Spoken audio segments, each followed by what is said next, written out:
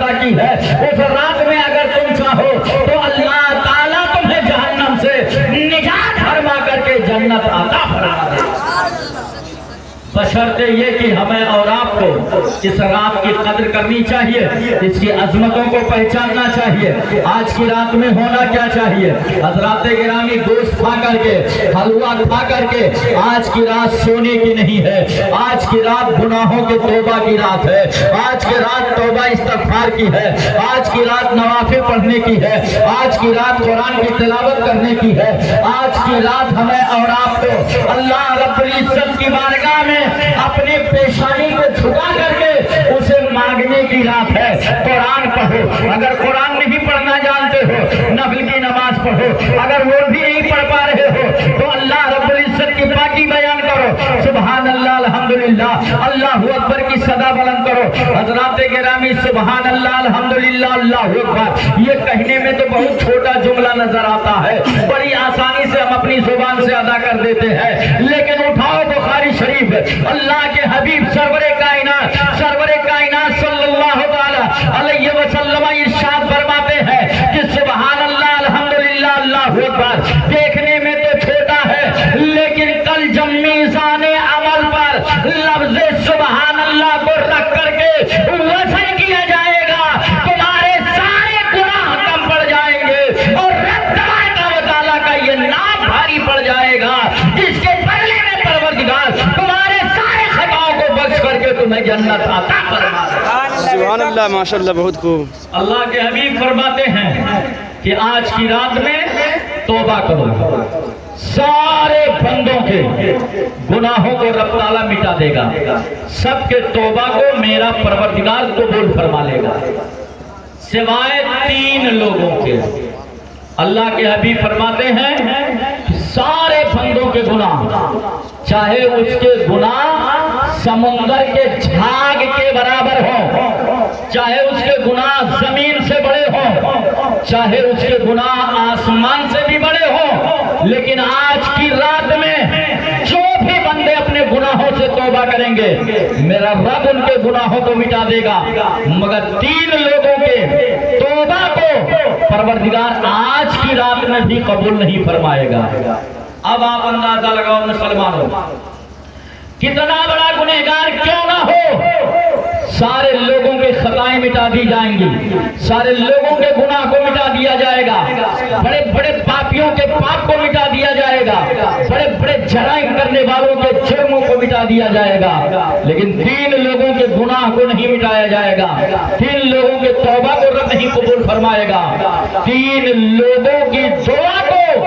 پروردگار اس عظیم رات میں بھی قبول نہیں فرمائے گا۔ اللہ کے حبیب سے پوچھا گیا یا رسول اللہ وہ 3 لوگ کون ہیں جن کی دعا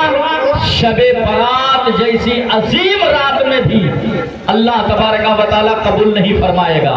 تو اللہ کے حبیب ارشاد فرماتے ہیں پہلا شخص وہ ہے جس نے شراب کا عادی ہو، جو بندہ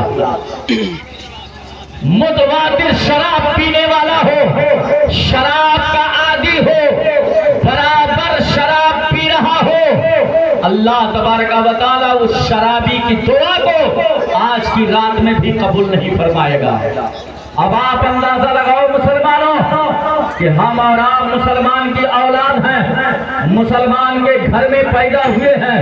ہمارے ماں باپ نے ہمارا نام اسلامی رکھ دیا ہے، ہم جمعہ کی نماز بھی پڑھتے ہیں، ہم وقتاً فوقتاً مسجد بھی جایا کرتے ہیں، ہم عید اور بقرعید کی نماز بھی پڑھ لیا کرتے ہیں، اس کے باوجود بھی اگر دیکھا جائے تو 55 سے 60% نوجوان آج قوم مسلم کے شراب پیتے نظر آ رہے ہیں۔ اللہ کے حبیب ارشاد فرماتے ہیں کہ شب برات کی رات میں بڑے بڑے جرائم کرنے والوں کے جرموں کو مٹا دیا جائے گا، بڑے بڑے خطاکاروں کی خطاؤں کو مٹا دیا جائے گا، بڑے بڑے پاپیوں کے پاپ کو مٹا دیا جائے گا، لیکن جو بندہ شراب کا عادی ہے، برابر شراب پیتا ہے،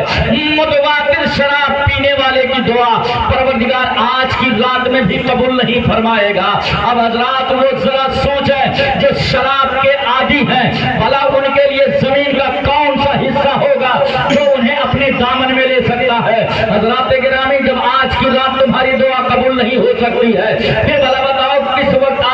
मांगोगे तो रब तबारक व तआला तुम्हारी दुआ कबूल कर लेगा। किस वक्त तुम तौबा करोगे परवरदिगार तुम्हारे तौबा को कबूल फरमा लेगा। और याद रखो मुसलमानों, जो शख्स बिना तौबा के मर जाएगा अल्लाह तबारक व तआला उसे जन्नत की खुशबू तक नहीं अता फरमाएगा, जन्नत की खुशबू भी नहीं उसे मिलेगी। जो बंदा बिना तौबा किए हुए मर जाएगा, इसलिए मौत से पहले मुसलमानों कोशिश ये करो कि हमसे तौबा की तौफीक अल्लाह अता फरमा दे। इसलिए अभी तौबा का दरवाजा खुला हुआ है। वो गुनहगार जो तौबा,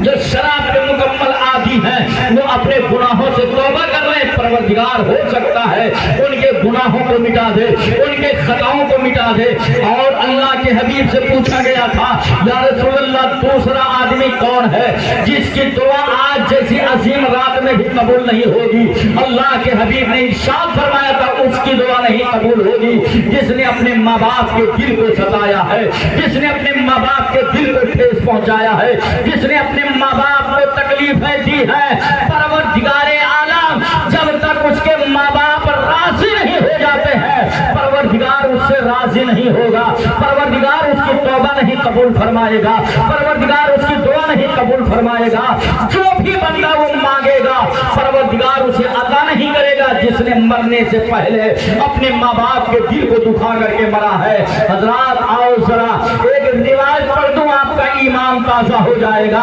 अल्लाह के एक बहुत बड़े वली हैं। आज हजरात हमारा मुआशरा इतना बिगड़ा हुआ है, हमारा मामला इतना खराब हो चुका है कि जैसे 4-6 महीना गुजरता है, नौजवान शादी करने के बाद माँ बाप से बांट कर अलग हो जाता है।